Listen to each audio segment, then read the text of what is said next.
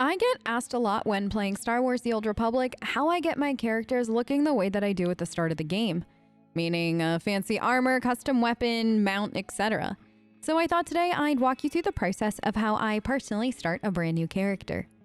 Fair warning, this walkthrough is going under the assumption that you're already slightly established in the game, meaning you've probably got a few armors on hand, you definitely have a few creds to your name, and maybe a mount or two or something else unlocked. Also, you'll need a stronghold. The stronghold is one of the most important parts of this process.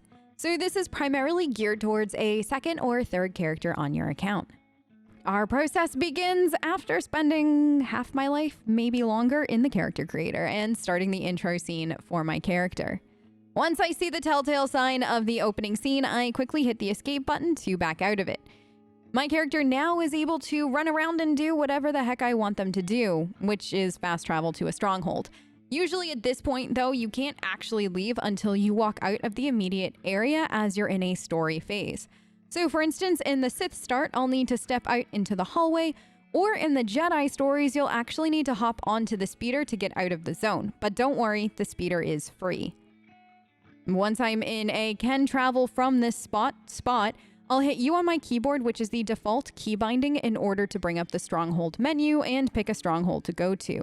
I usually like to go to one that has my legacy storage, my personal storage, and a mailbox setup.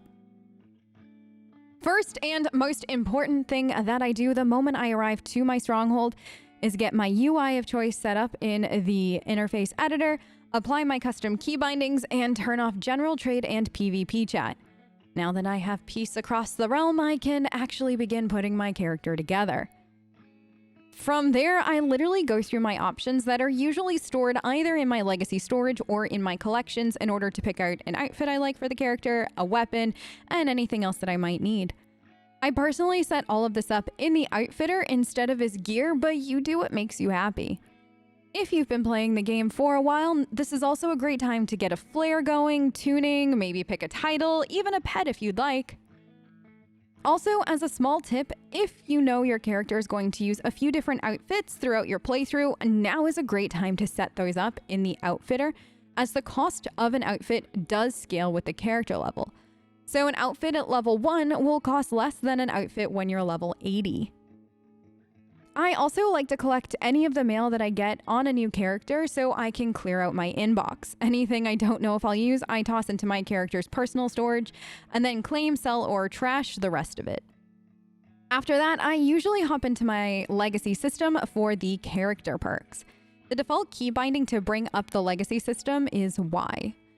I do have a separate video talking about the legacy system in depth that I will leave linked in the description of this video in case you have questions about it. The first thing that I usually unlock is Improved Speeder Piloting 1, so I can actually use a mount right away. You do need to have your legacy at a level 2 and 40,000 creds on hand in order to unlock it. You can of course do this at any point, but I personally like being able to use a mount ASAP. After that, feel free to unlock any perks that you'd like. I personally always unlock Improved Exploration, Improved Class Mission, and Improved Flashpoints for each of my characters. These perks will allow you to get more XP for Exploration, Class Mission, and Flashpoints, making leveling a little bit less tedious in the long run. I usually also unlock all of my inventory slots so I can ensure that I have enough Loot Goblin mode space. I do know that you can unlock them with Cartel Coin to permanently unlock all the slots across all your characters. I just haven't gotten around to it in the last 5 years, but if you're interested in that, it is an option. I promise we're almost done, but I do like to also pre-select my color crystal around now for my weapon and just leave it in my inventory until I hit level 10 so I can easily update everything. I also do keep my weapon on me for just ease of slotting the crystal in and then updating the weapon in the outfitter. After that, I usually store my weapon of choice in my character storage so I can access it at any point if I need to again. And lastly, I'll add all the things that I know I'll need onto my favorite spots on my quick bar. So like my rocket boost, my mount, my fast travel, my pet, anything like that, I put into my favorite slots for it to make things quick and easy to access. And now I'm done and good to go back and start the story.